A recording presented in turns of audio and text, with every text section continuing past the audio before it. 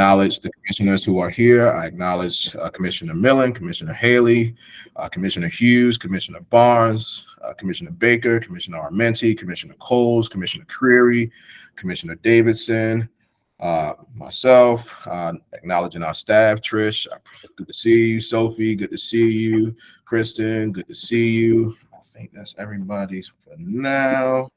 Yeah. All right. So moving on with our agenda, the approval of last month's meeting minutes.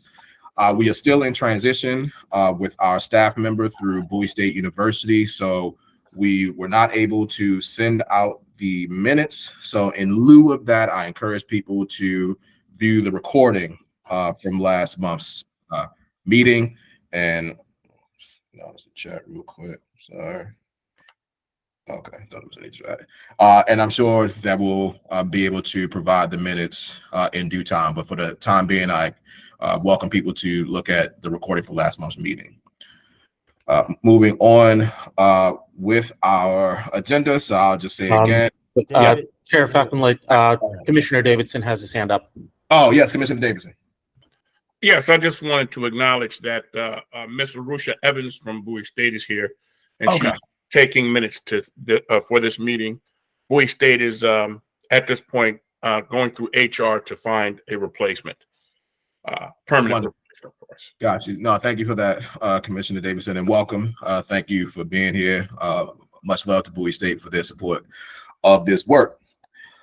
So moving on to my comments, I'll keep them brief. Again, thank you all for your patience and your flexibility with me.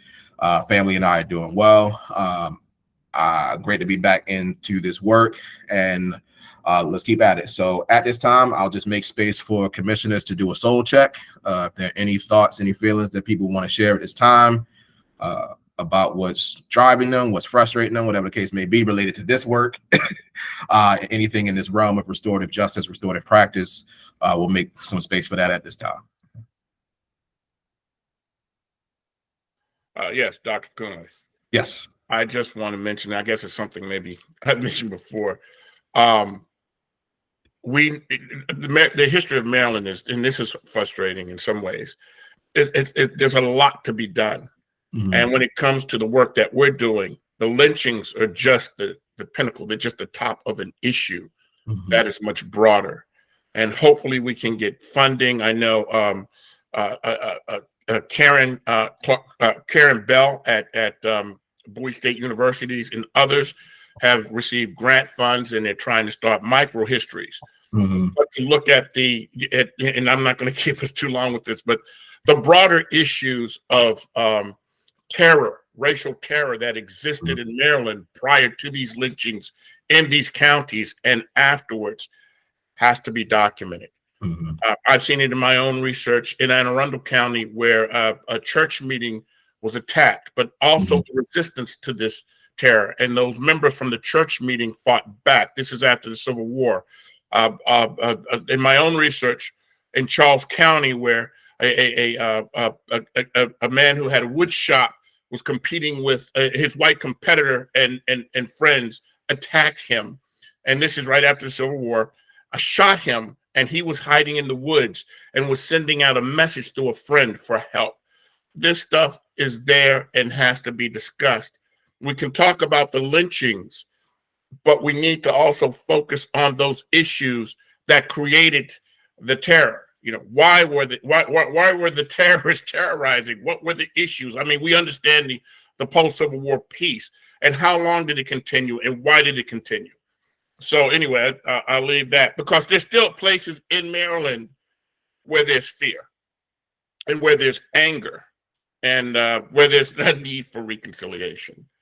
Anyway, thank you.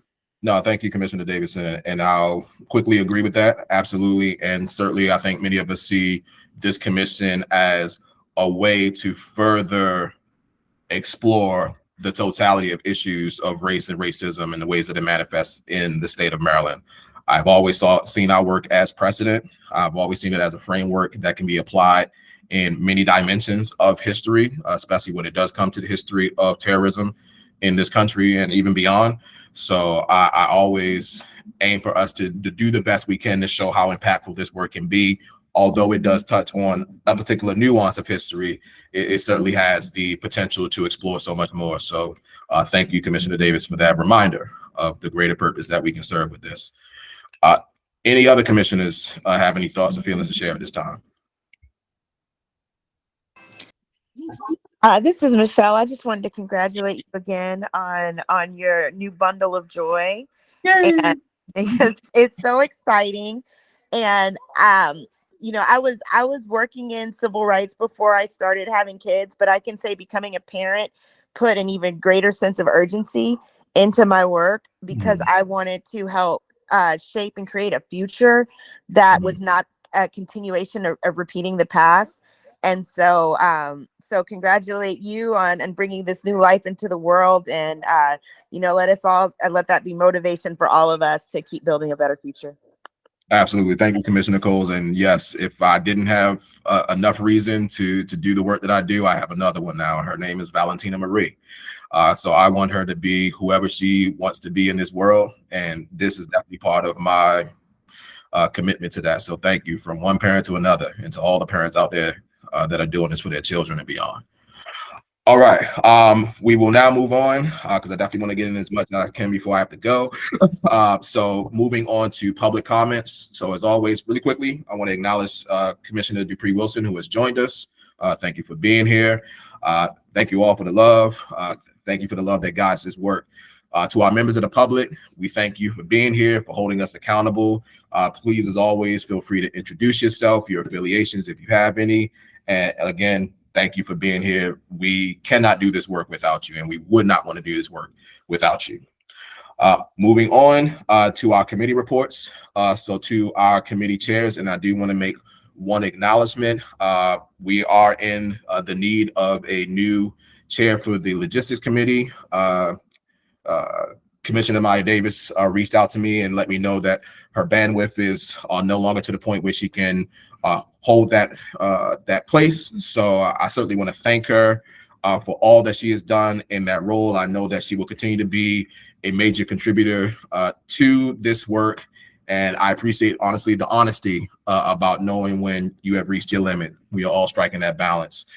So to the various committees, if there are any reports that you want to share at this time, please feel free.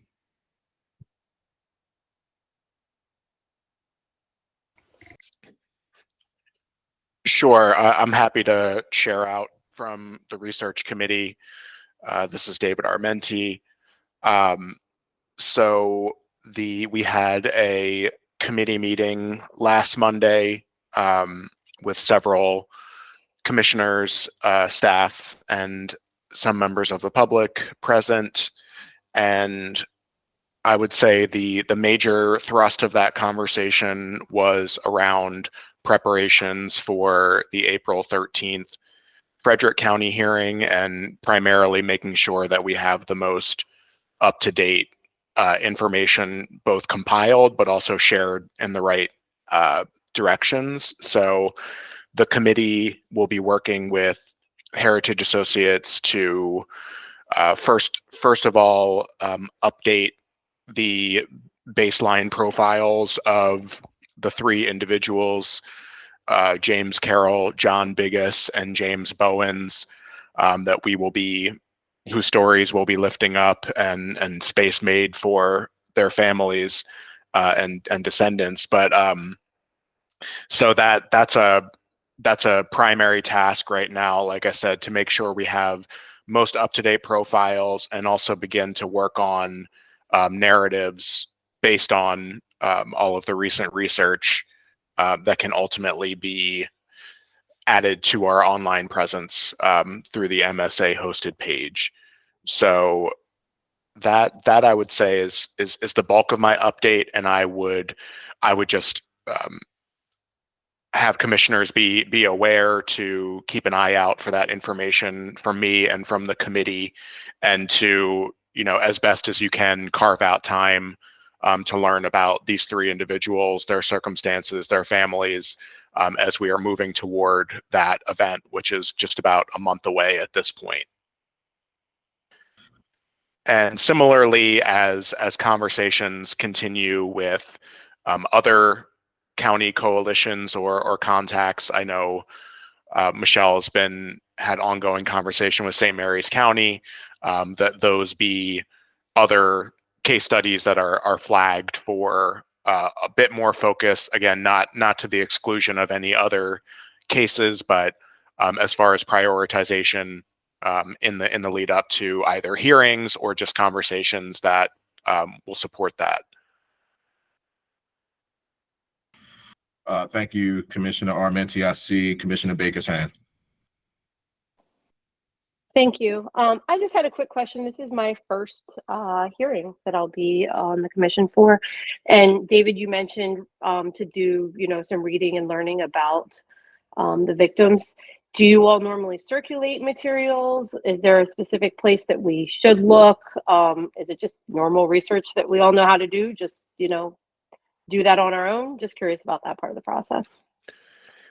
So my plan, that's a great question. My plan is to circulate both, attached information in an email update to commissioners and associated staff, but also point folks toward the internal commission Google Drive, which has more of the, I would say, raw material as far as primary sources that may or may not have been completely sifted through. So it's a little challenging because there are several places where research lives, so to speak, but that'll be my task to kind of try my best to compile and distribute that. So individuals don't have to do that legwork of finding where things are. Thank you, Commissioner Armenti. That'll be very helpful when it comes to the rest of us being prepared for these hearing sessions. So thank you for that question and thank you for your response. Yes, Commissioner Creary. Yeah, just quick. Commissioner Armenti, would it be helpful to circulate Dean Herron's report on the 3 lynchings in Frederick? Because I can copy and paste that into the chat if you think that might speed things along. Absolutely, and we definitely want to credit Dean Herron, who also has volunteered to be a supporter of the hearing as well. So yes, I would say that's kind of the biggest amount of research you could possibly sift through, and then as a committee we'll try to distill it down a bit so it's a little bit more digestible, but wonderful resource there. Thank you. Dr. Combs, good morning. Good to see you. I see your hand. Hi, good morning, everyone. Oh, yeah, still morning. I also was going to ask the question that Nick Creary asked about getting more information, who are the individuals. You named them, but it was kind of quick, so I couldn't write them all down to do that. And I also wanted to know, is at the 13th, at that April 13th, will you need the social workers? So I know that's going to be the bulk of our conversation today, and I would say off the top of my head, yes. So Commissioner Armenti, we will have descendants of the racial lynching victims at our hearing session.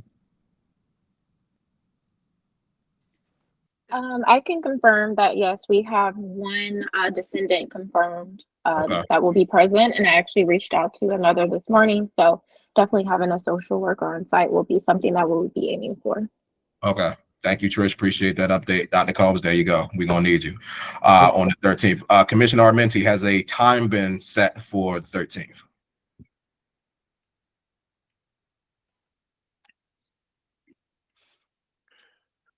I believe that we're set for 10 a.m.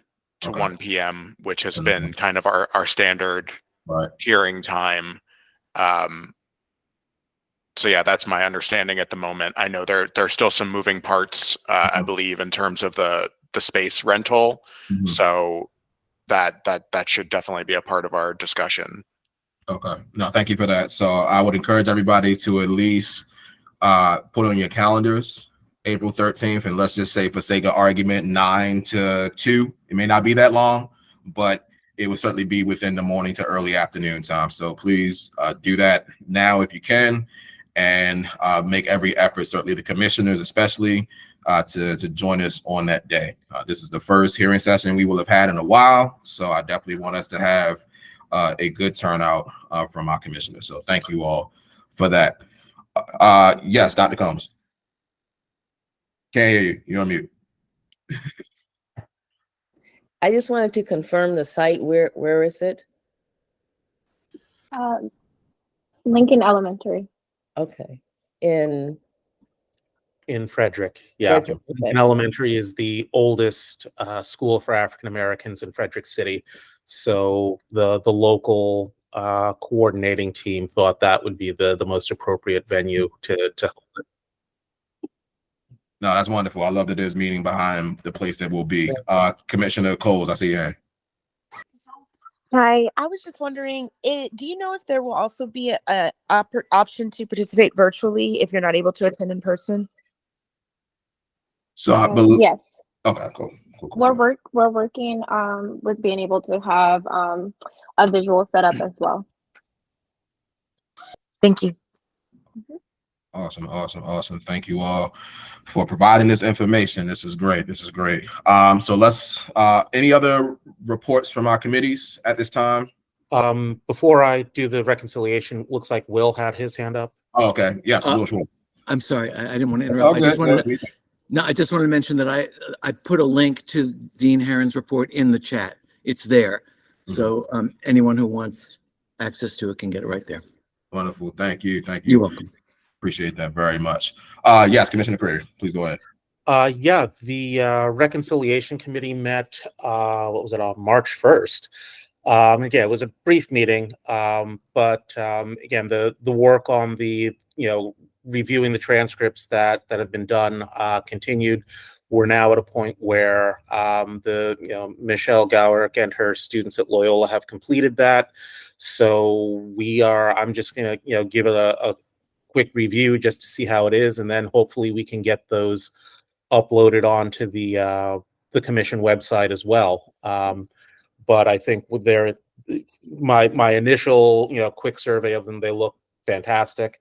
And again, I need to thank Professor Gowrick and her students for the wonderful work that they've done on this. And then just we had a couple of other ideas about possible speakers if we're going to do a reconciliation hearing. Just kicking around some more ideas for that, but and the work on the coding book, so that we can identify themes across the various hearings is ongoing. So that's pretty much what we did. Thank you, Commissioner Creary. And very quickly, just because I'm being mindful of my time, and this speaks so much to reconciliation and justice. First, much love to Dr. Gowrick, and like you said, Nick, her students, for the transcripts. That's incredible work. I will let people know that I have been collaborating with Dr. Gowrick, as well as others at Loyola University, Maryland, on how they can support the MLTRC. One of the ideas that came out of our meeting so far is to create a class that is joint between Loyola University of Maryland and Morgan State University. And that class, the focus would be the MLTRC. Realistically, that probably will not happen until 2025 if everything goes well. And at that point, I'm sure much of our attention would be focused on reconciliation and justice. So, Nick, that's certainly speaking to you and to many others on the commission who are interested in that regard. So I'll just put that out in the atmosphere. We certainly want to find the opportunities to engage students, and we've certainly talked about students at our HBCUs to take some ownership of this work, and I think that's one way that it could happen.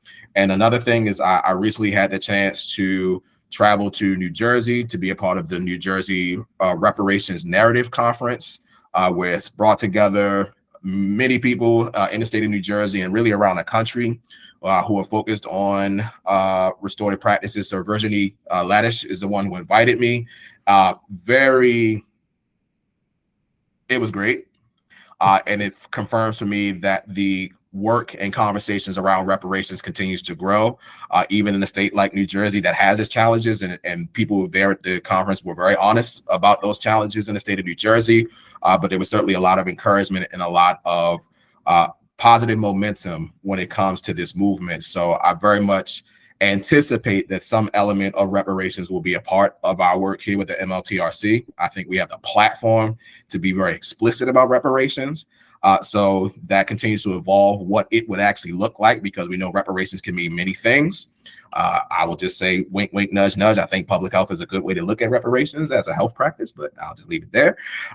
So I'm very, again, excited about where the elements of, again, reconciliation, justice, all of those things will come for us as a commission as we eventually sunset our work. So I'll leave it at that.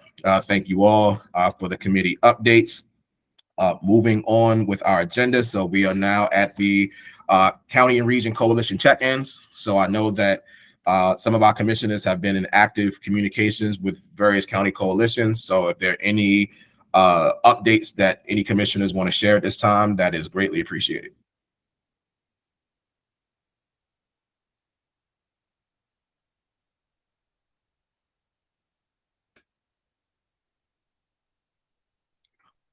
Okay, hearing none, seeing none. Feel free to give me your updates at a later time if you got them. I'm sorry. Yeah. What was the specific question? It was updates on county hearings, or? Well, just updates on connections with county coalitions. So I know you, Sure. Commissioner Coles, have done a lot of work in that regard. So if there are any updates on your connections with St. Mary's County that you'd like to share, please feel free to do so. Sure. Happy to share that. And apologies if you hear any background children noise. So I've had conversations separately with community contacts from Calvert County and from St. Mary's County. And I think I'll just fast forward to where I think we've landed is, St. Mary's County is further along in their racial reconciliation work, particularly around lynching, and they are very excited to host a hearing, and they think that perhaps, and I think Calvert County agrees, the best approach is that the southern counties tend to do a lot of their racial justice work with a tri-county sort of coalition-based format, and that includes St. Mary's County, Calvert County, and Charles County, and they have like historical commissions and heritage groups, and I'm not getting their names all correct, but they do a lot of work as a part of the three counties together. And another group that helps organize that effort is the Big Conversation. And so they think it would be really naturally and fitting if the three counties hosted the hearing for us, as a joint unit. And based on my research of our records of where people are lynched, it appears as though we don't have a lynching that has taken place in Charles County, but we do have one in Calvert County. But nevertheless, I think the impact of lynchings is not going to be limited to county borders. If someone is lynched one county over, that's still going to have a terrorizing effect in the next county. And so I think it would make a lot of sense to let the southern counties plan that hearing together with those three counties jointly. And in terms of dates, we at the last meeting, they had mentioned looking at June dates, but they reconsidered given how busy their schedule is, and would recommend trying to plan something for November of this year. Okay. Thank you for that, Commissioner Coles. And as you can see, my travel companion is here. So thank you for that update. I will now transition out. And that's a good segue, because I think the bulk of the rest of our meeting at this time will be focusing on the Frederick County hearings. Commissioner Davis and I agree. I like the idea of anytime it makes sense to combine counties into regional spaces, if it fits, again, the context of those areas. So thank you for that. And again, commissioners, as you make your inroads with various counties and regions, those are the updates that we'd like to hear. It's just a way to keep us informed and to hold ourselves accountable for the work that we are here to do. So at this time, we will transition to new business, and we are focusing on the Frederick County hearing session. So I thank you in advance, Commissioner Armenti, if you can lead us for the rest of the meeting. And obviously, given your connection with the upcoming hearing session, I know that will be most meaningful anyway. So thank you for that. And it's great to see you all. I look forward to the next meeting. It will be a few days before our hearing session, so that will certainly be a meeting where we want to make sure everything is confirmed and any final preparation that we want to do. I'm sure that will be the focus of next month's meeting. So thank you again, and I will see you soon. So I'll turn it over to Commissioner Armenti. Thank you.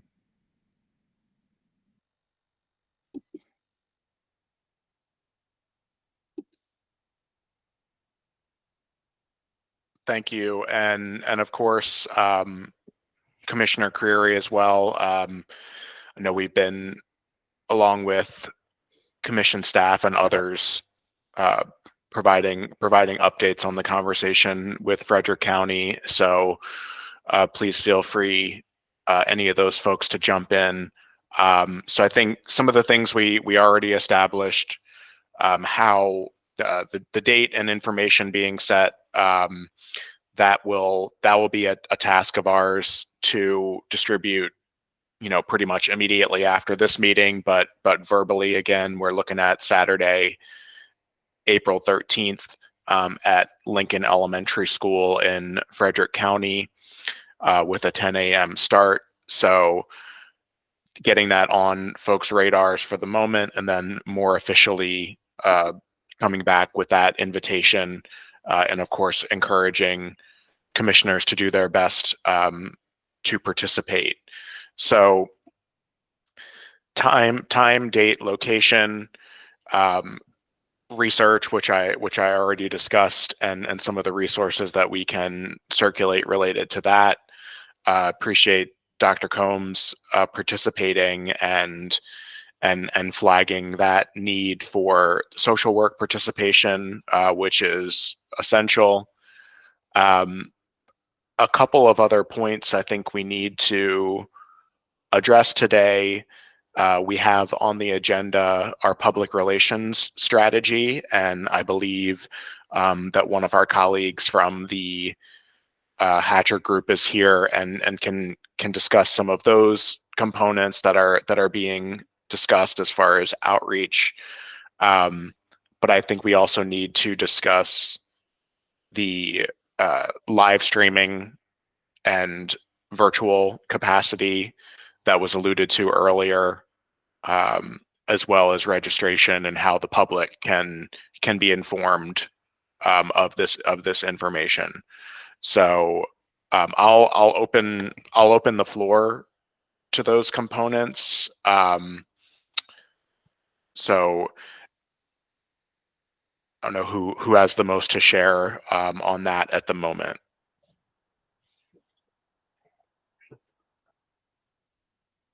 Everyone, I don't know if I have the most to share, but this is Devin Simpson from the Hatcher Group. So we're working on the communication strategy and dissemination and for each hearing. And so I just wanted to flag for everyone, I met with a few folks last week to go over our communication strategy for the Frederick County hearing. I think the kind of big things for all the commissioners to note, we are working on a media advisory to send out to a media list we've curated in Frederick County. And that is with Trish and Nick for their review. And in addition to that, we are working on social media posts and graphics and things like that for the commissioners to promote the hearing widely. So that'd be an opportunity for you all to put that on your social media and things like that. So those are kind of our big pieces. Of course, happy to discuss anything else in the strategy. If folks had questions, I believe we sent it around to most of the commissioners and folks in Frederick County. But if folks have any questions or want to discuss further, I'll be on the call and happy to jump in. Thanks.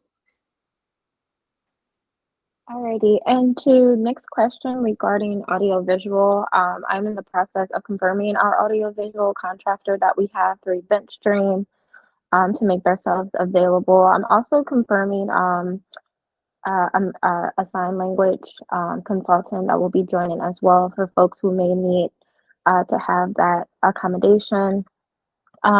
I do just want to confirm, Teresa, are you stating that Dr. Teresa, are you stating that you would like to join as our social worker for that event? for the Frederick County? Yes, ma'am. Yes, yes, yes. I will. Okay, awesome. I will, if you can put your email in the chat, I can follow up with you to ensure that you have the information Okay. that you need for the 13th as well. I also just wanted to go over the confirmed speakers and descendants. So right now, we do have a descendant of John Biggis who has confirmed to be there as a speaker. We're still awaiting confirmation from the descendants of Bowens. So we're just awaiting that. In terms of other speakers, I know that Dean Heron has put his name in the hat to be a speaker on the 13th. And then we also have Terry Scott, who is the director of Common Power, who just confirmed this morning that she will also be joining as a speaker. David, I think that it would be good if we can create some type of one page or something that will be helpful for them to know what will be the tone of different things that they should be speaking about, or what would just be the direction of the information that they would like to share. I think if we just can provide something for them, that will be helpful.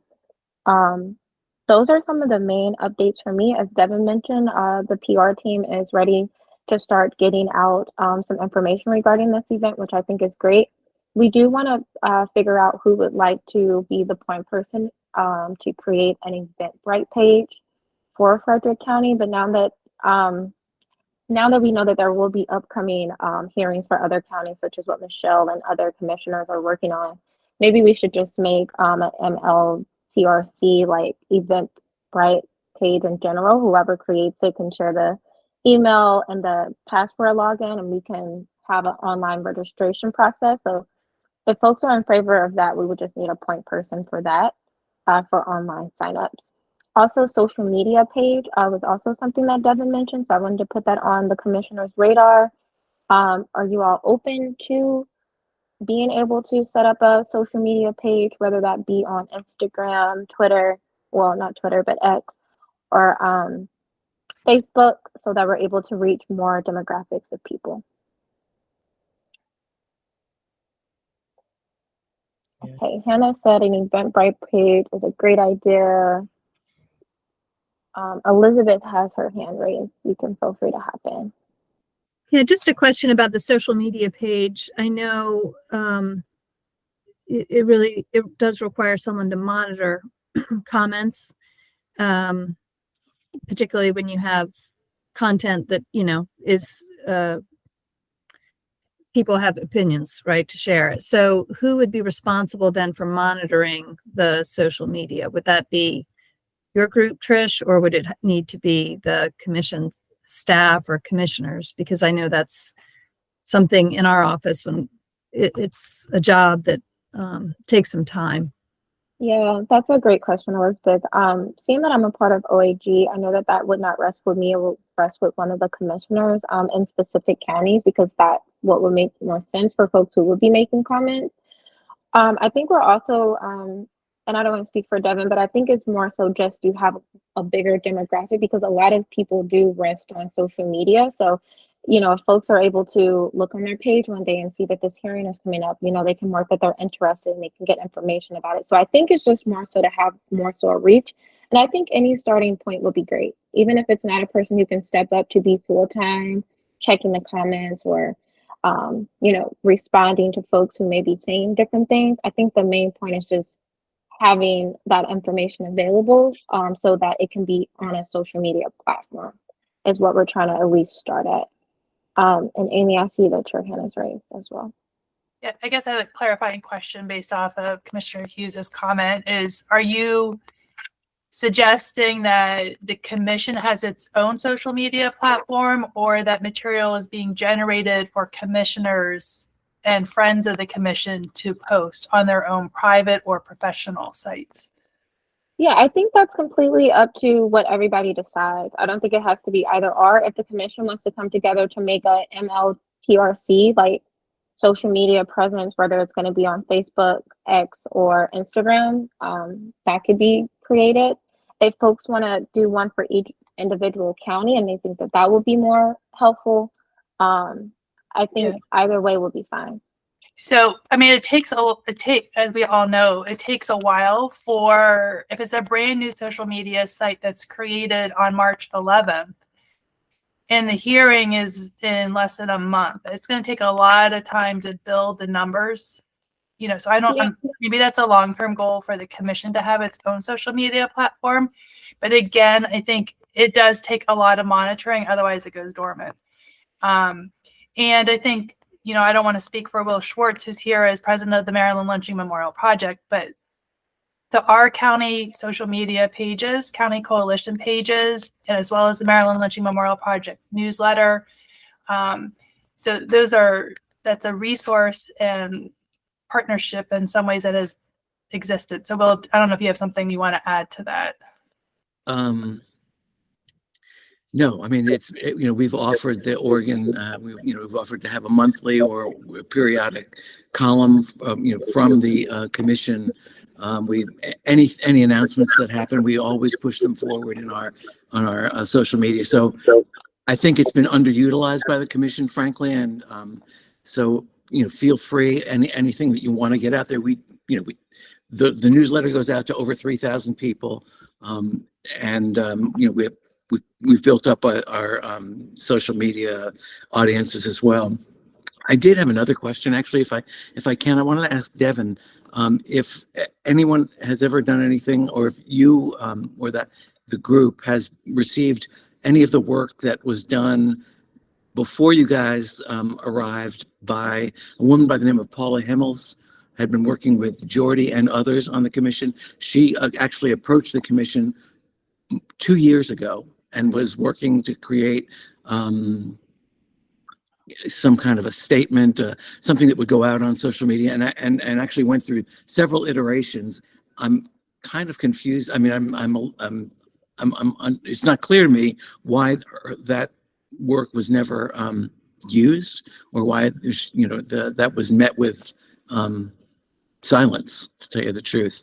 And she worked at it with Jordy and with others for about 2 years. And there might be resources there that would be helpful to you now.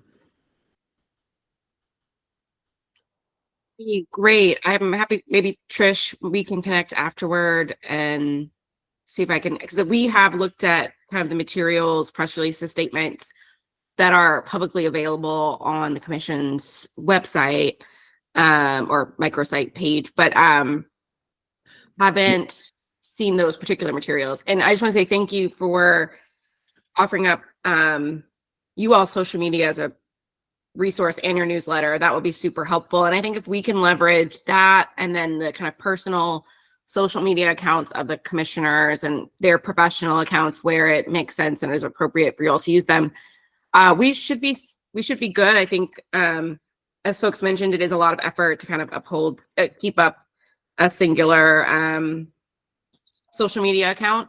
So if that feels like too much of a lift at this point, I think we can certainly use the kind of existing network of accounts that you all have. Devin, I'm gonna put my email in the chat, and just feel free to. Perfect. Thank you. Yep. Yeah, and to the person that Will mentioned, if you could also, when you start a chain, if you can CC me on there with Devin, just so we can all be in the loop about the predecessor that you mentioned before. Sure. Devin, I think that Absolutely. would be great. Mm-hmm. Of course. And then I think Amy's hand was up, and then Michelle's was next. But before you all speak, I just wanted to get one clarification thing that Will has offered up for us to be able to use a column within our newsletter, which we think is great. So, Will, if you can also share on that email which date you would need the information from Devin to be able to put it in the column before your newsletter goes out, that would be awesome. Okay, well, I'm going to try and get one out today, so that's probably out of the question. But oh, okay. So, well, but hopefully, maybe for April. They come out every month, yeah, depending on. Awesome, thank you. Go ahead, Amy. Sorry. Thank you, Trish. I was also going to suggest to Devin that to lean on the Baltimore Sun and Baltimore Banner as platforms. And even though it's Baltimore is in the name, again, county lines are a little bit fluid, and what happens in one county, people want to know in another county. And so it's the first hearing in quite a while. I think it's worth reaching out and tapping those newspapers again. Awesome. Yep, Thank you, thank you, Amy. Amy. Both of those are on our list. And Michelle is next. Hi. I was just wondering, since we are going to be having more and more hearings going forward, it seems to me that it would make sense. It sounds like you were sort of suggesting it as well, Trish, but to have more of like a systemized approach through, having an Evite that we can just make slight updates to, not an Evite, an Eventbrite. And maybe we'll have like a set flyer that we could use and then make updates to as we have future hearings. And I was just wondering if, the OAG's office might not be in the best position to have those resources to create those templates and then, could adapt them for future hearings going forward. Yes, and that's actually something that Devin also provided for us in terms of a template that we can use for press releases. So we do have that as well from the PR team. And I know that we've lifted up the Eventbrite, but if someone can actually say, yes, I'm able to create it, the login, that would be awesome, so that we're able to provide that information to Devin so that she's able to get, we're able to capture what information we'll want to get for the registration, for the online signups, and know where we want to like place the invite link. So I guess what I'm struggling to understand is why is it that you or someone in your office couldn't create it from whole cloth? Like, is that something that couldn't come from your office? Hi, this is Krista McFarland. I want to make sure that I understand what the request is, that our office create templates for Evites or Eventbrite. Yeah, to create the Eventbrite, and then whatever you guys create for the Frederick one, we could just, your office would make whatever changes need to be made for future hearings. I need to talk to Zanita Hurley about that, but I mean, if that's something that Trish can take on, then that's fine to the extent that it's related to her project manager duties. But otherwise, I mean, our office is supposed to be providing legal advice and managing the grant.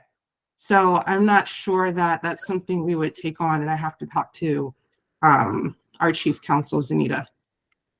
Perhaps it falls into the logistics committee work to coordinate all of this. I would definitely think it's more so logistics because it has to do with being able to allow for signups to be able to join. I mean, the Eventbrite signup is not too difficult to make. Like if you all don't have capacity to do it and it's helpful for me, obviously I want to be helpful to you all as much as possible. I just wanted to see if one of the commissioners would like to take the lead on that, or if a committee would like to take the lead on it. I recommend it falls into the logistics committee because it's logistical. And Okay. I think part of the issue is that there's no longer a chair for the logistics committee. So I'm not sure how that's going to be addressed right now. But we at OAG, we can discuss this internally, whether this is something that Trish can do as the project manager, but also whether it's within her bandwidth to do that. I do think that having the logistics committee take that on would probably make sense, like Amy suggested. I can't say that, what will happen with the logistics committee in the absence of a chair.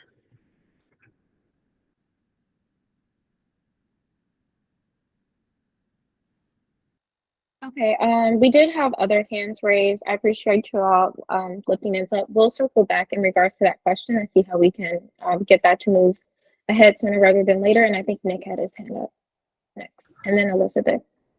Yeah, just and I guess maybe anticipating 8 sub C. The folks who are working, on the local side of things for Frederick, have specifically asked that there be a strong presence of the commission, and commissioners there on the 13th of April.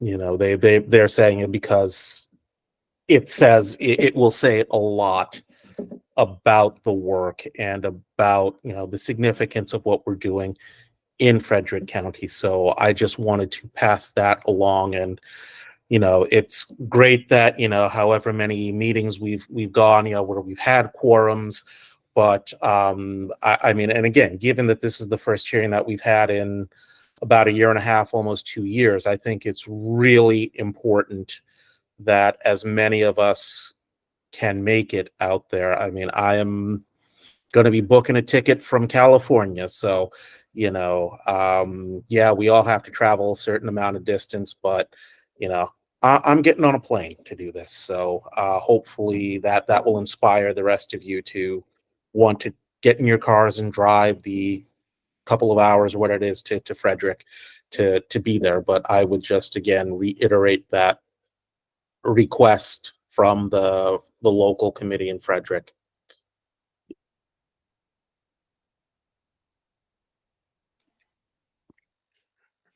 Thank you, Nick. Elizabeth hand was up next.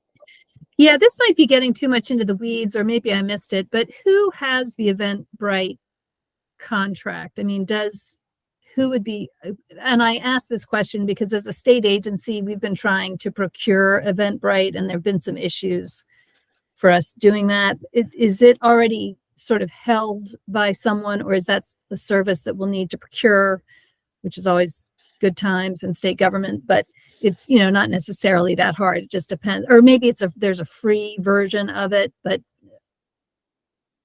do we know? So from my understanding, Eventbrite is just a platform where it's free to create the account. You can promote different things such as ticket sales or even free events if you want. As long as you're not making money off of any of the events that we're doing, and all of the hearings will be free. So no one should be capitalizing off of that. So there shouldn't be any additional things that Okay, maybe my experience with it has been when we've tried to use it for a fee-based event, and that created different types of complications for us. So, okay, thank you. You're welcome. And Nick's hand was next. Yeah, I mean, as I'm hearing this and thinking about Eventbrite, I mean, not to throw more stuff on Hatcher, but, might that fall under, your auspices, given that you're trying to tell the world about us and all the things that we're trying to do? Or would that not fit within the contract that's been negotiated? Yeah, that's a great question. I think at this moment and I'll triple check, but that is not included in our scope of work that was outlined. Ours is mostly just the kind of press and comm strategy of promoting each hearing. And I think we were leaning on you all to put together kind of the registration and all of those kind of more general pieces that come with each hearing. However, happy to kind of connect with Trish offline and see if it makes, and discuss that further.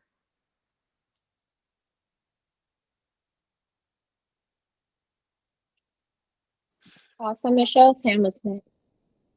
Yeah, no, just following up on what Commissioner Curry just said, and based on Devin's response, would social media promotion and advertisement, could that not fall under the bucket?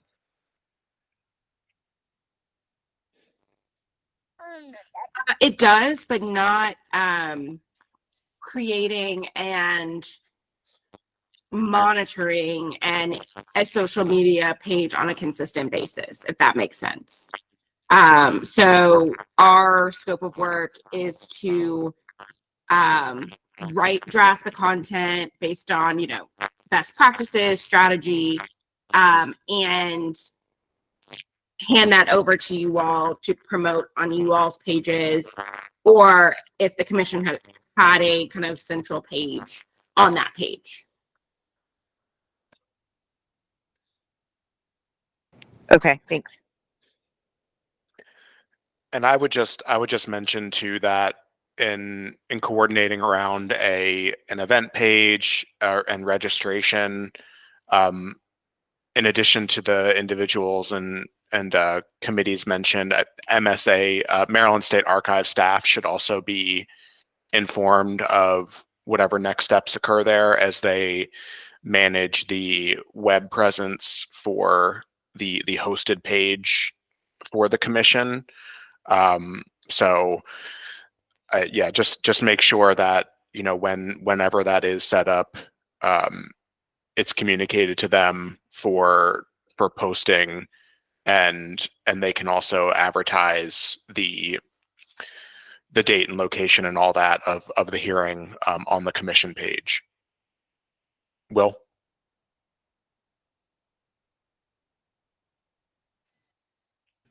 You're muted. You're muted. That's the best way. I just wanted to reiterate again to Devin and others in that group that if you create messages that you want sent out, we are happy to do that in our social media accounts. I mean, I realize that having an account set up with a government bureaucracy might be not the most efficient or expeditious way to get that done. So please just feel free. If you have something that's prepared and ready to go out, we are happy to push it out. Awesome. And I'll also connect you well with another Frederick County community member who did create something as well, just for local. Is it Ellen?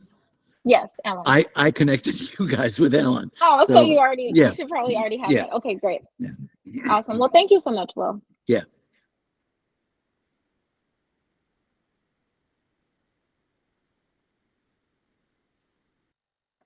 Adam, I'm sorry, David, do we want to go to the next item? Yeah, I think just to kind of wrap up that conversation. So we did address some of the various hearing components. I think there's some additional follow-up, obviously around the communication strategy. And I'll say too that Devin and what came from the Hatcher group, I can recirculate that, I think, to the broader list of commissioners. It may have only gone to the people that were connected to directly to the Frederick conversation. So the PDF of your outreach strategy, I'll more widely distribute that. So any other feedback can come through by email based on some of the recommendations that we talked about today.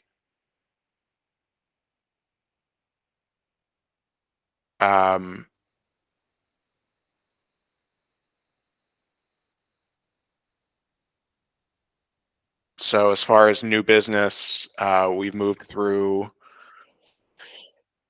most of those agenda items. There are a few other agenda items here that I frankly do not feel comfortable or informed to lead any sort of conversation on, but if somebody else is more aware and wants to provide context, I'm happy to cede the floor. We had communication from, oh, thank you, Chris. Were you going to address the statewide preservation plan inquiry? Well, that and also logistics chair and I think Amy and I were going to address 8C. I'm not sure what the 8E is. I don't think that might be, well, that might be Michelle. Michelle, 8E. But yeah, but the next three. Yeah, 8E was already addressed, I believe, by Chair Facunle in regards to Loyola University. I think that's what he was alluding to earlier. So there may be more conversation about that, but I think he made a point of including that before he departed. Okay. Then I would say probably 8B to some degree flows into 8C. And that's just a matter of, for logistics committee chair, as Commissioner Davis said, that it was just so much for her to do with her duties at Riversdale, and then also with the Maryland Historical Cultural and Heritage Commission, which she's also vice president of. I think a year from now, which is to say probably June of 2025, her term there ends. So she was appointed as representative by the former chair as representing that body. That chair has since ended her term. So then the current chair, Edward Johnson, who's leaving this June, left it with Commissioner Davis to hold on to. However, that with Riversdale is just so much for her to take on, which is why she asked to step back from being the chair of logistics. So I think part of what we need to consider is how would we go about nominating and or accepting the volunteer voluntold of someone who would be willing to accept that position. And would we need to have a quorum specifically? I think right now we have nine, so we're at half. So I think a quorum has to be 50 plus one. I think that's what We're actually, there are only 17 because the Lewis Museum does not have a representative, right. so we still have a quorum. Okay, great. Thank you, Nick. So we could do that. If I think that's one way to address that, is see if we have anyone here who would be willing to take on the chair of the logistics committee, and then that would be in place, and then we could address some of the issues that Amy had mentioned earlier, and what Kristen was saying. Well, until we have a chair for that committee, she's not sure if OAG can take on something or can allow something else to be taken on.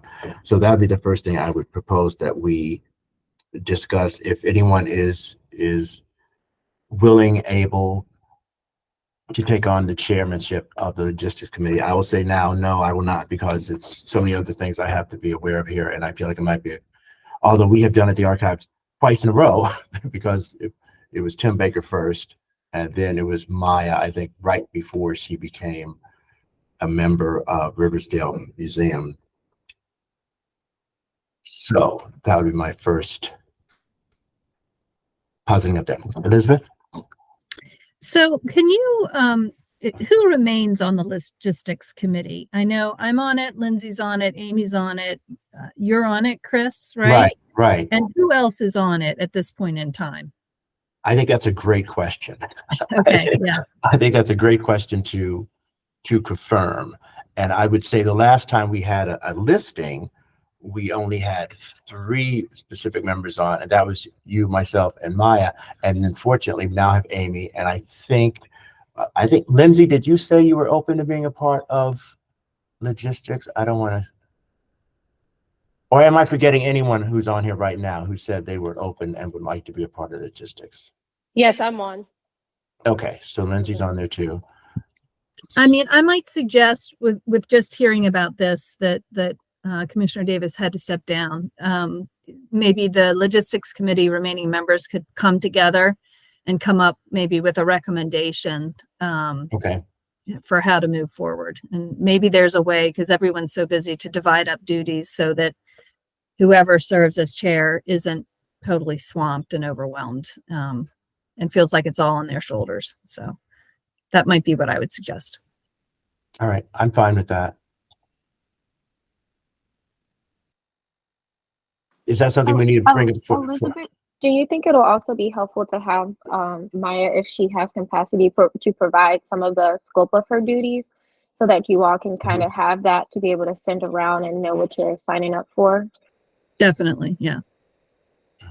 Okay, awesome. I can request that from her. Okay, wonderful. All right, so a point, I think, so that's any more discussion on that, which is 8B?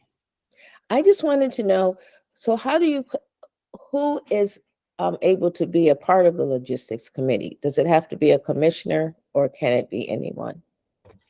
I think specifically, and correct me if I'm wrong, any of the other commissioners here, specifically anyone on the actual standing committee, be it research, be it reconciliation, be it logistics, should be an actual commissioner. However, certainly anyone can attend the meetings, and I think we have spoken about the idea about if there's efforts that we're putting forth, we can engage and accept the assistance of someone who is not specifically a commissioner to help us with the different activities that we have on. Because certainly with the hearings, while we oversee and have responsibility for overall oversight of any prospective hearings, we have to and we should ask for participation and contributions and insight from whichever county that we're trying to hold the next hearing in.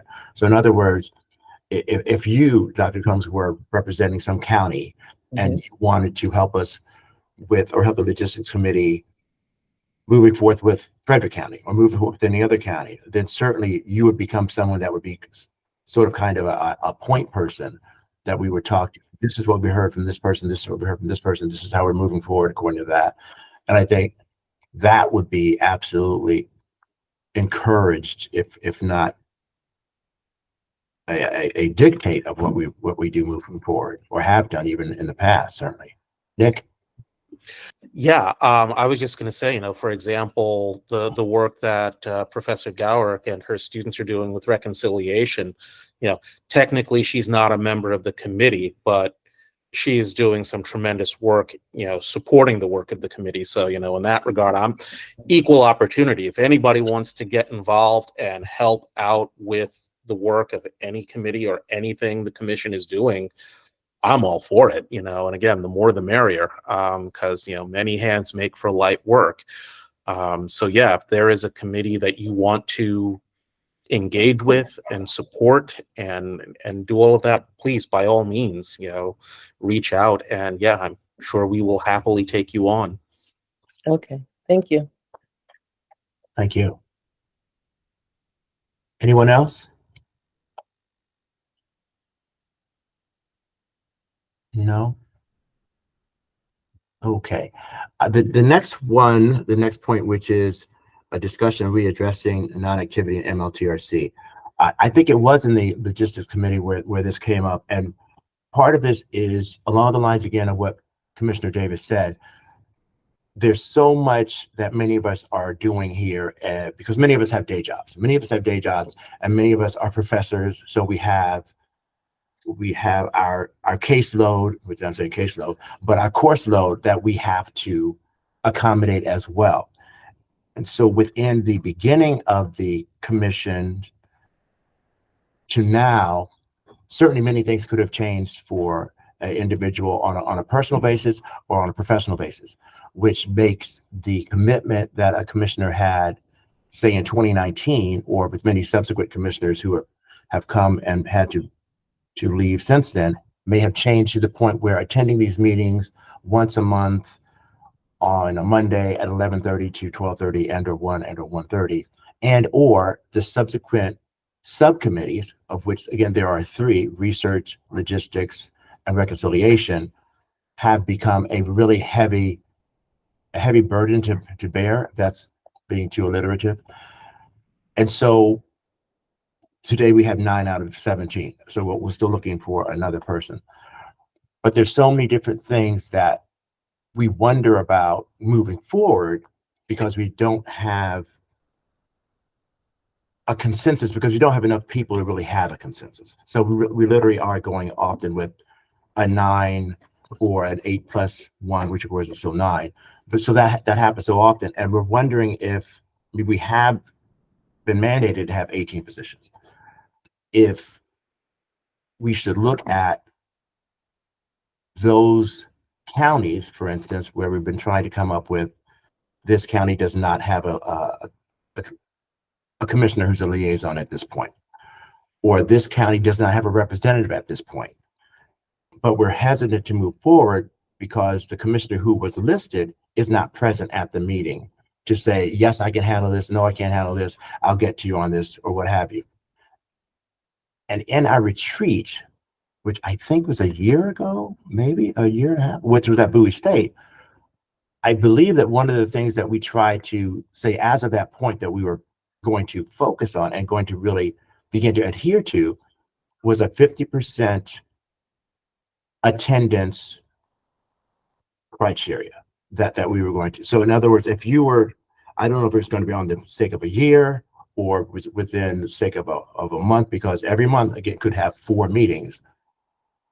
Were we going to say, if you cannot make 50%, or with the next however many meetings you cannot make 50%, then that is, I'm not sure how specifically we were stating it, that is in effect resigning from the commission, because you're not able to attend enough meetings as mandated by what we had decided in that retreat. And so since then, and I do think it was around this time last year, certainly many meetings have come and gone, and many of us several of us are most often here, and several of us many times are not. We take the attendance, but I don't know. I know we're not at the archives. I'm not going, oh, one, and then wasn't here the next week and that week. I know I'm not doing it. And I don't know if Chef Fakunle is doing it. I don't know if any of us are doing that, or really literally going, this is the agenda and this is our attendance, because we're taking attendance for that purpose. Because subsequent to when the commission has folded or has not folded, but when its term has come to an end, the records will show who attended and who did not attend, and that will be reflective of the record too.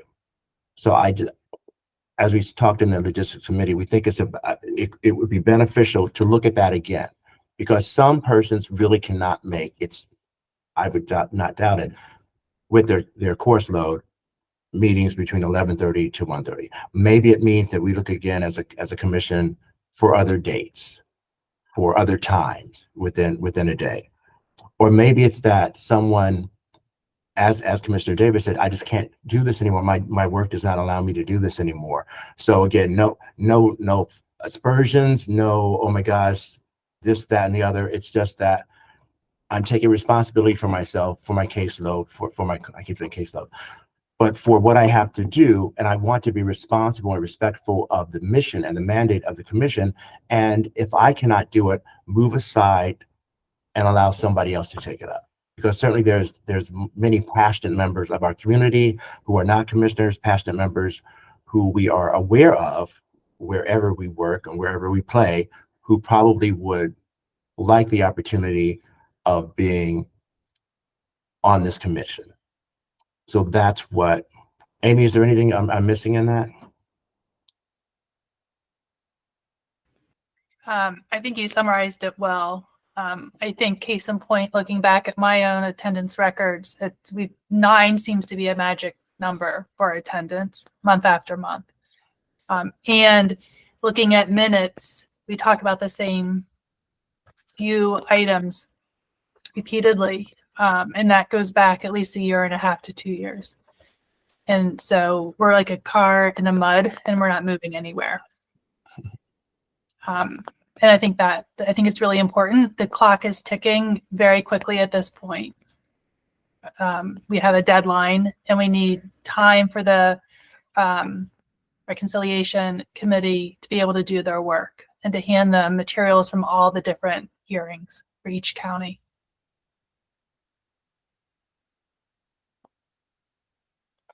Yes, Elizabeth. So this is a question. I don't know if it's for you, Chris, or maybe for Trish or Kristen, but I have a board of trustees that I staff. And so I submit to the governor's office, the appointments office every year, an attendance record to show who's attended which meetings. And if they've attended less than 50% of the meetings, they're considered to either have resigned or they have to send to the governor an explanation for why they did not attend and request to continue to be, to get forgiveness or whatever you want to call it. So I'm just wondering, are we doing that? I know with the turnover in staffing, maybe we don't, or maybe that's not a responsibility of a commission like this that's appointed or created by an act of the legislature. I'm not sure. So that would be a question I have. And then the other thing I would say is, to your point, well, maybe this isn't the right meeting time for folks. I can do this as a part of my job because I'm an ex officio member essentially. But for folks who have a teaching schedule and so forth, if we need to schedule these in the evenings, a weekday evening, I'm happy to do that. If that allows other folks to attend, or whatever the case may be, starting at 8 a.m. in the morning for an early morning meeting, let's do that. But clearly it's folks aren't attending because they have presumably conflicts, not because they aren't committed. So let's find a way around that. Nick? Yeah, I mean, before we jump to Nick, I'm sorry. It's okay. Could Christian answer Elizabeth's question? Thanks, Tris. I didn't see you. I'm sorry.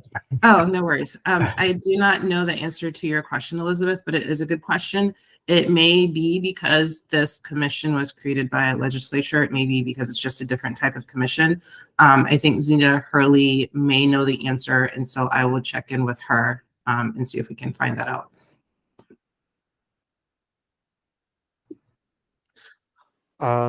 Yeah, for those of you who've been with us from the beginning, this has been probably the single greatest problem that this commission has had to face.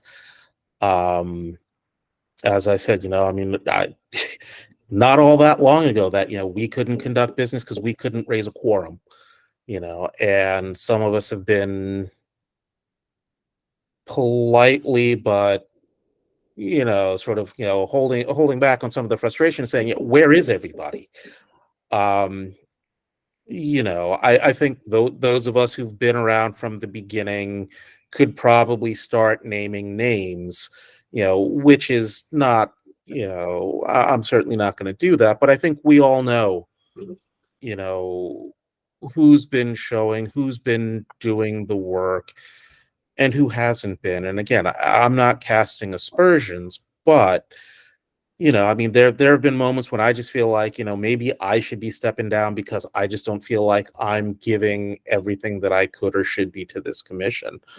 And so, yeah, I feel some frustration there because, just in my own mind and what I think this, we should be doing as a commission, we fall short, and I have to, go back and look at my own self and look at what am I doing, do I have the bandwidth, and and to be honest in that assessment. And I'm happily, granted, I'm 3,000 miles away, but I've got some bandwidth to be able to do the work and to to step up in places that I haven't been able to before.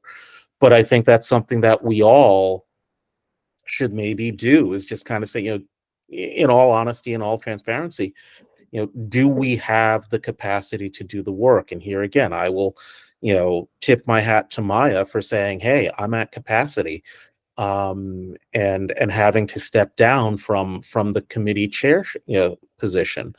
But yeah, I mean, we can't afford to be a sort of a ceremonial kind of thing where it's like, yes, I'm on the commission, that's great, looks great on the CV, but not do anything. I mean, we need all hands on deck.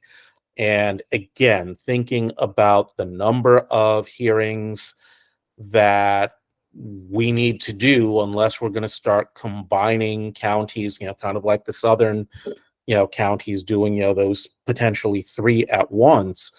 We're going to need to, step it up and shift it into 5th gear, like months ago.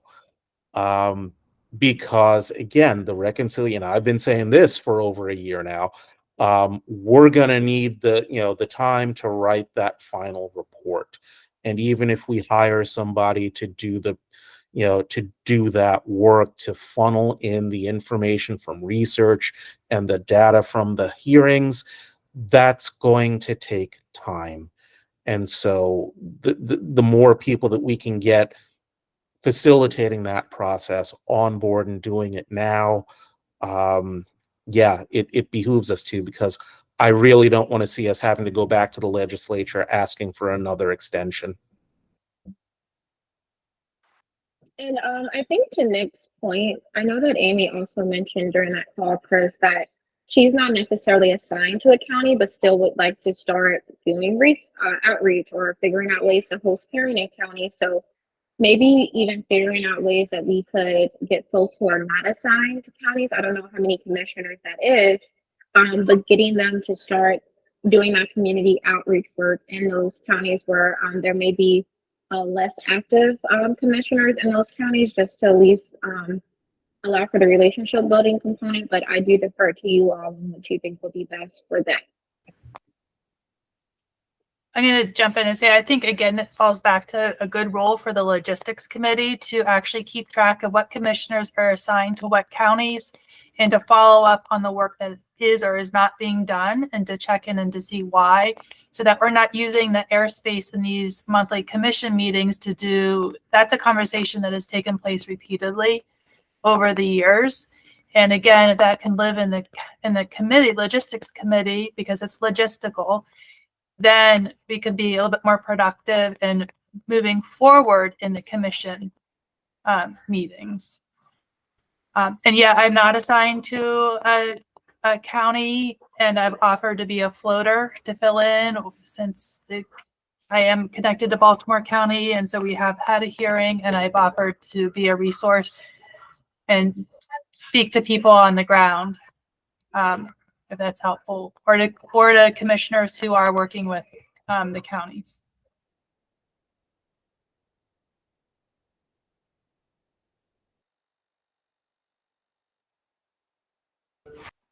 Thank you, Amy.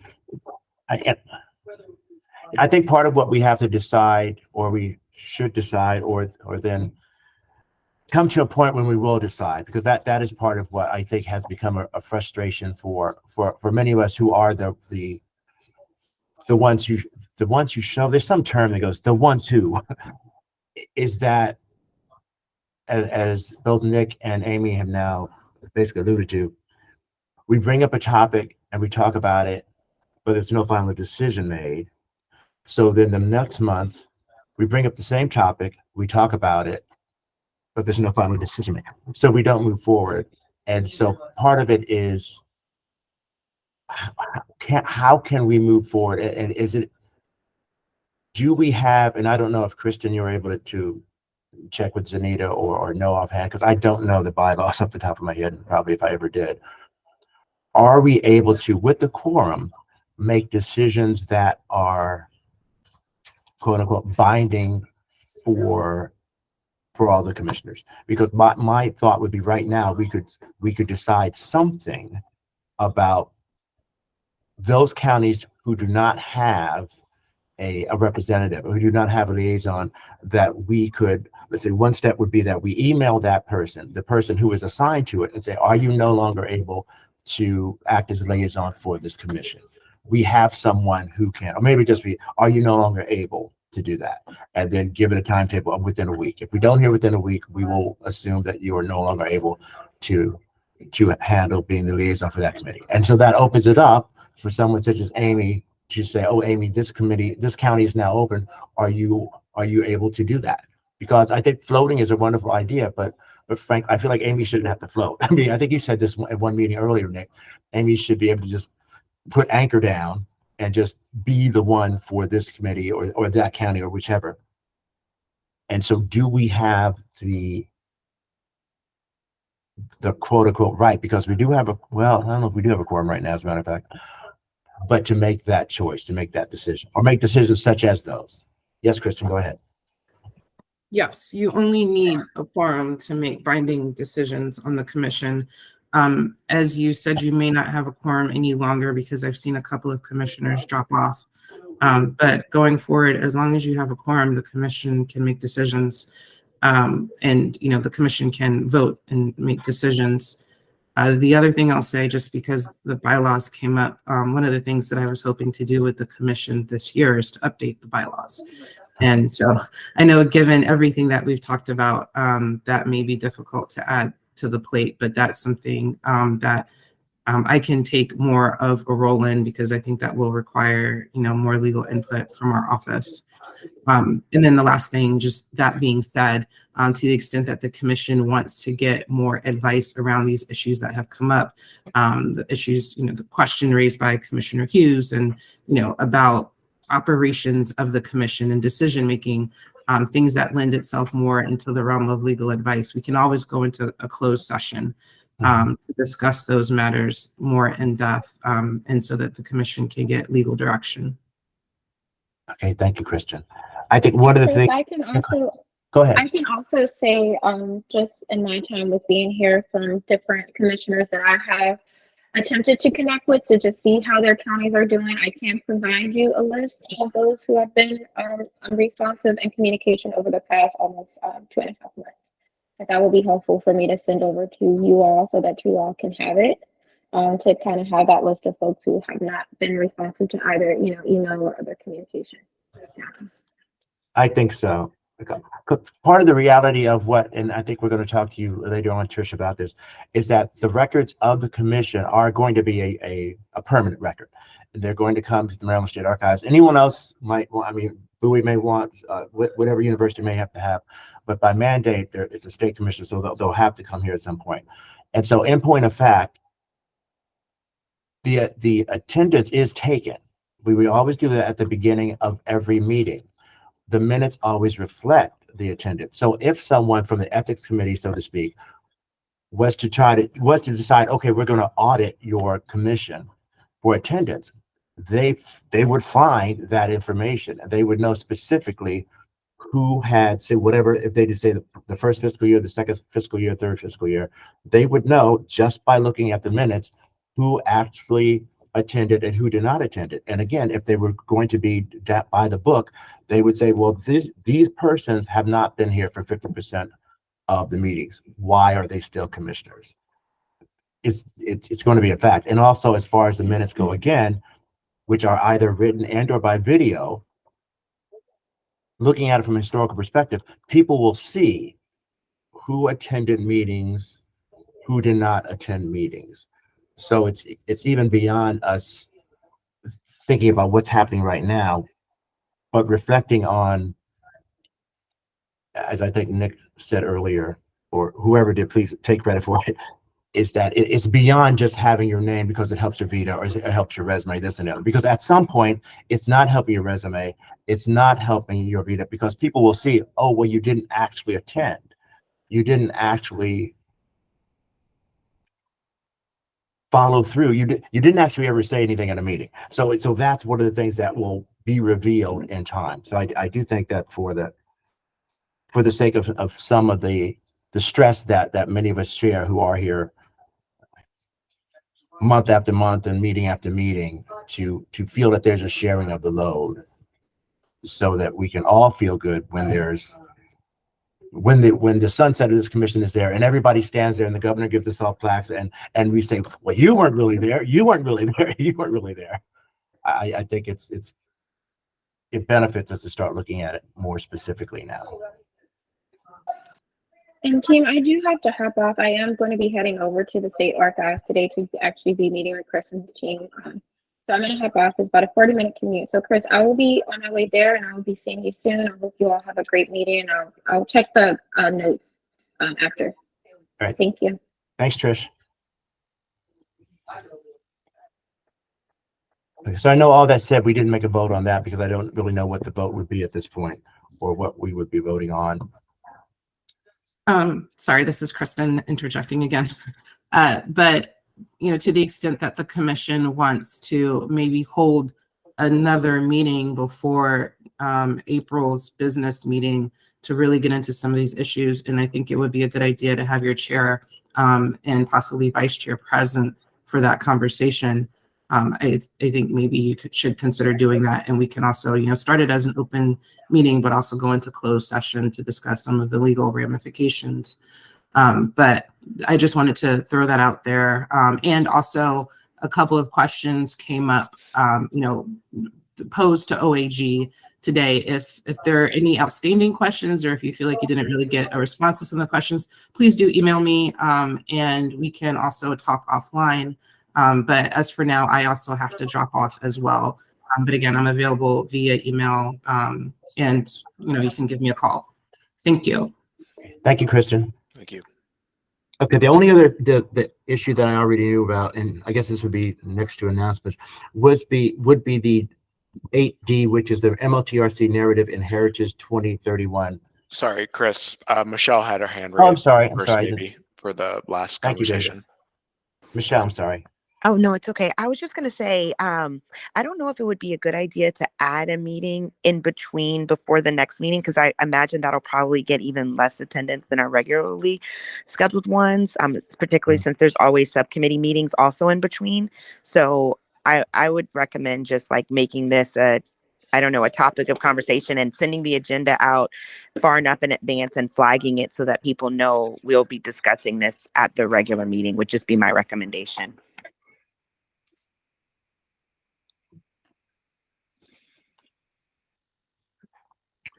Yeah, definitely noted. Yeah. And, I was thinking as well as all this conversation was going on, that we also used to have regular meetings of the quote executive committee, which I think were legally allowed to be closed for some of that other type of conversation.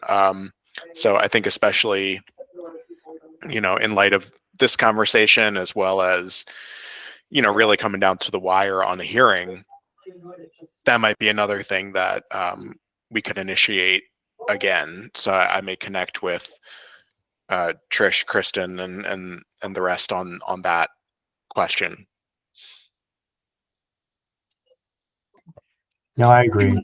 To chime in here, we can resume the regular executive meetings, and those can be held separately. Like, it doesn't have to be like subject to the Open Meetings Act.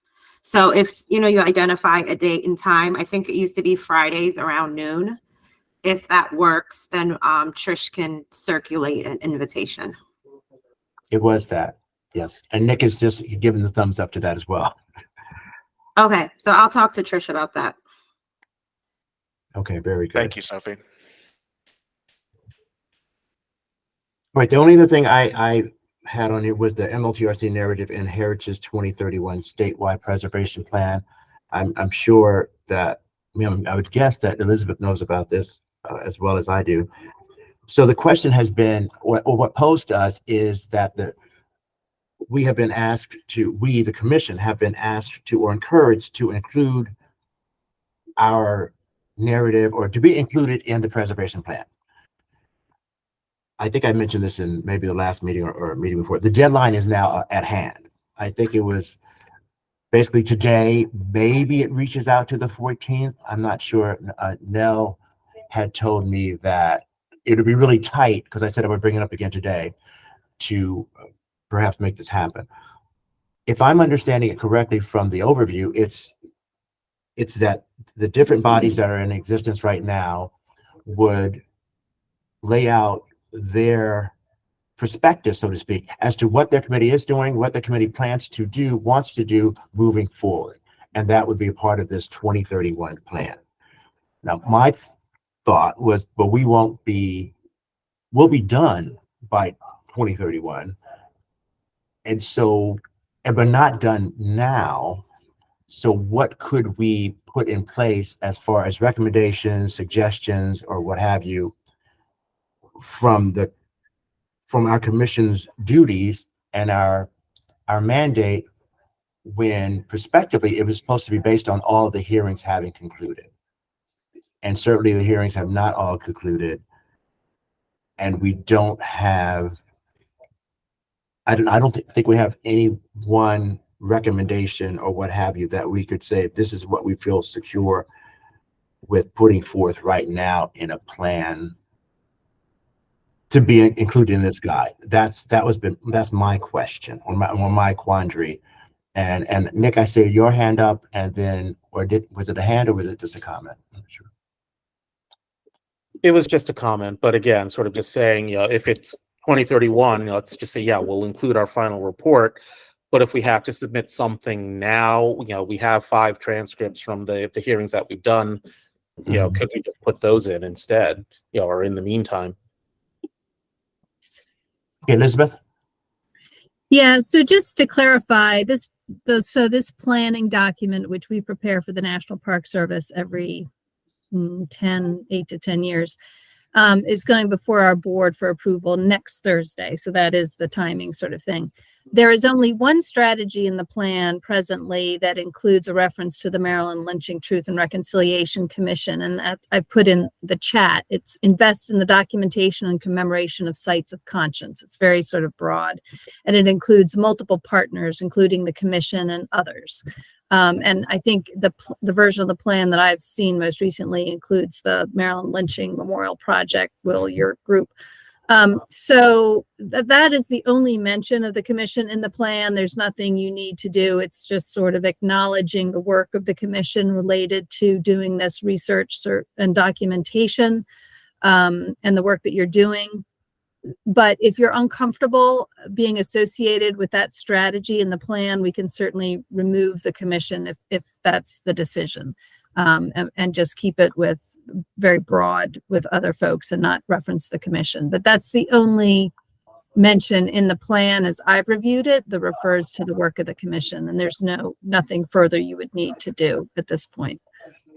Well, I'm fine with that. I did not understand that from the emails. I thought we were still trying to come up with something. We don't have a quorum anymore, but what do others think? I mean, that's two commissioners because Elizabeth is one, as I'm one, I'm another, so that's two right there. I mean, I have to admit it's been a little while since I've reviewed. I know you circulated this a while ago, Chris, and then lifted it back up again this month.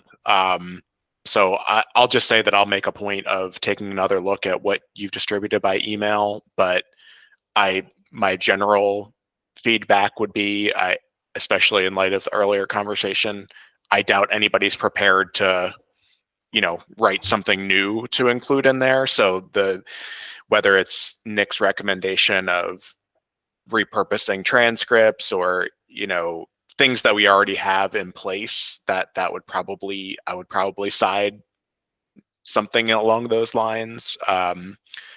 But, thinking about preservation, I guess it's hard to define what the deliverables of the commission would be that align with that, right? I mean, maybe there are counties that, where there is a site of significance attached to a racial terror lynching, maybe they're using new research that they or we have done or collaboration to help preserve sites in their counties. I'm not really sure.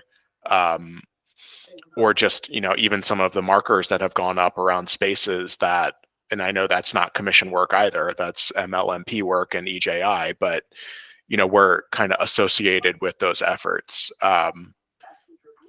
So forgive the rambling, but it's, I guess, hard to say that we could create a new message, but maybe there are a few things there that we could tag in.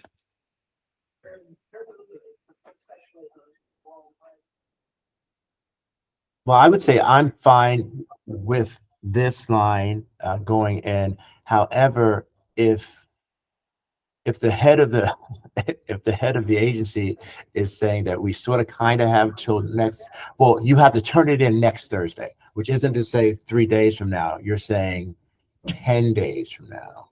Yeah, on March 21st, the MHT Board of Trustees will meet, and the draft plan will be, or the final version of the plan will be submitted to them for action, and they will approve it or not, but they'll probably approve it. And so at that point, before it goes to them, if you want to remove any reference to the commission from the plan, that's totally fine. It's just like a one-line removal, or keep it in, that's fine too. So it would be helpful to know before they take that vote. I mean, it's not that big a change to the plan, but it's a 132-page plan, and there's just this one mention on one page. So, but it would be helpful to know by then if possible. Well, I know David Facunle had responded to me saying that he would be hopeful that we could put in some variable of a recommendation based on the hearings that we have had, which I think Nick alluded to as well. So since they've been sending the emails to me, so I will be the one who's, either myself or Emily will be the one who presses the magic button to send the email saying this is our response, blah, blah, blah. So I would share, for those of us who are here, if you have anything in addition to what Elizabeth put in that line, which personally I'm fine with, could that be done by, I don't really want to wait till Friday. Could that be done by, I was thinking Wednesday, but that's only one day to really think about it. By Thursday, those who are on here who are of a mind to either accept that one line or to throw in another fragment of a line in there, to do so by this Thursday, and then I will just add it to this line just as you have there, Elizabeth, and then send it on. I can't imagine that we don't want to be included. That I think is a definite. I feel safe in feeling that we would not want that. Do you believe this went to all commissioners or just to the executive committee? I know I tried to send it to everyone. Whether that was successful. Would you be willing to resend it out?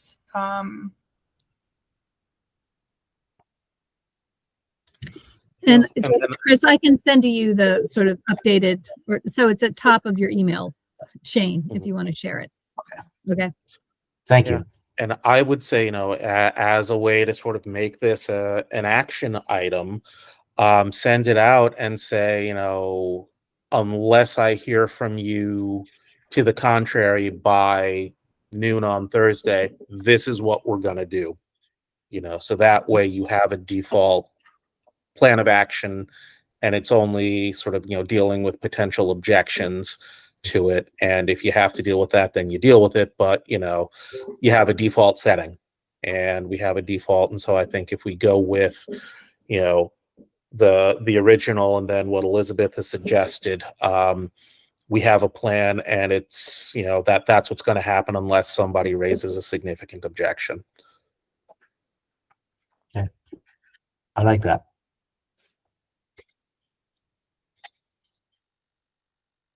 Okay, that's all I have for, oh, Michelle, go ahead. I have a question about a separate topic. So if you guys are still talking about this, I can wait. No, I'm fine with that myself, unless anybody else has any other comments or questions about it. All right, so great. So graciously, I will accept whatever you send me, Elizabeth, and I will send that out to as many of the emails that I have, and then I will include, such as Nick suggested, that I will be sending this in on the 14th as is, and so that will include Elizabeth's paragraph that she has in there, unless you have some other additions to it after or as of noon on the 14th of this week. All right, thank you. Michelle? So I had a question. I saw in the paper, and I imagine that probably most of you guys are already familiar that this is happening, but I was unaware. But I saw that the Reginald Lewis Museum was dedicating a exhibit to memorializing lynching victims, and that was something that I think was going to take place this August. And I was just wondering how, if at all, the commission was tapped into that effort, if we were going to play any role or use that as an opportunity to build awareness around our work. And then I also was wondering if the fact that they are creating this exhibit might create an opportunity to find someone from the Reginald Lewis Museum who would want to be a part of the commission as well. So I just kind of had that two-part question. And I have complete ignorance on these topics because I am new to the commission. So if there's history there that I'm unaware of, not trying to stir up anything. Thank you, Michelle. I'm not aware of any negative history I'm certainly not aware of that. I think that's probably Will raising his hand on Yes. behalf of Okay. MLMP. I think I can answer this. Yeah. So let me give you the Reader's Digest version. About before the arrival of Terry Freeman as the director of the Lewis Museum, the Maryland Lynching Memorial Project approached the Lewis Museum about creating a permanent exhibit there on the history of lynching in Maryland, as well as a memorial to the known and unknown lynching victims. When Terry arrived, I brought up the proposal with her, and she was very enthusiastic about it. Subsequently, was able, when federal earmarks became a thing again, she was able to get $650,000, thanks to Chris Van Hollen, to be able to fund, among other things, will fund this exhibit and the memorial. So we have been working with them, for 2 years approximately, on designing the exhibit, which is actually hopefully will be done by the end of the summer. We're planning tentatively to have an opening in September after Labor Day, and we're also it'll be open in time for our conference, which is held at the Lewis Museum generally, and that's going to be on November 2nd. So and the commission is certainly a part of the exhibit. It's included, in the content of the display, so yeah. I mean, I'm just trying to think if there's anything else salient that you need to know. But that's the basic. And if you have any other questions, feel free to give me a shout, and I'll happy to help you with it. But that is something that we've been working on for quite a while. Nick? Yeah, and then just to answer the second part of your question there, Commissioner Coles, The Lewis Museum is one of the institutions that has a representative on the commission. The person who had been serving in that position has since left the museum, and we are just waiting for them to appoint someone to succeed that person. So, yes. And I've reminded him of that lately, by the way, just so you know. Okay. Yeah. Thank you. Thank you both. Thank you. Okay, I think anyone else about that plan, or actually about Reginald Lewis at this point? That could be I mean, maybe that's announcements at that point. David, you're saying that we've done 8E? You feel we've done 8E? I mean, to my knowledge, I think that's what was being discussed there. So unless anybody knows otherwise. Okay. I don't myself. All right. Well, we are ever dwindling here in numbers, but appreciate again everybody's time. I know we have a variety of follow-up points for various groups of people. So maybe just keep your agenda handy so you know what you're waiting to hear on, whether it be hearing specific information, some of the commission, kind of broad bylaw related discussion that took place, as well as some of these other pieces of new business. Nick. Yeah, just a quick announcement, because I know Will probably would not bring this up, but I think it's important to note that for the Frederick hearing, we do have to actually pay, a reservation fee for the elementary school. And Will has, on the part of the Maryland Lynching Memorial Project, has decided to pick up the cost of those fees so that we can stage the hearing there on the 13th. So I just want to acknowledge Will and thank him and the Maryland Lynching Memorial Project for their generous support.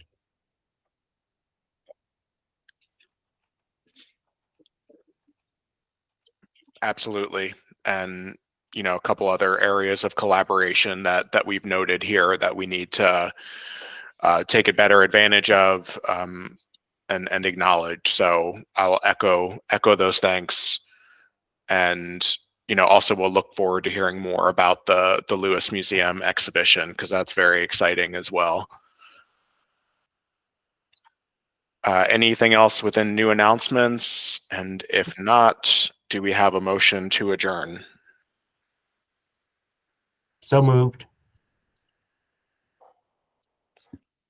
Second. All right. Thanks, everyone. Thank you, everyone. Thanks for being here. Thank you. Bye.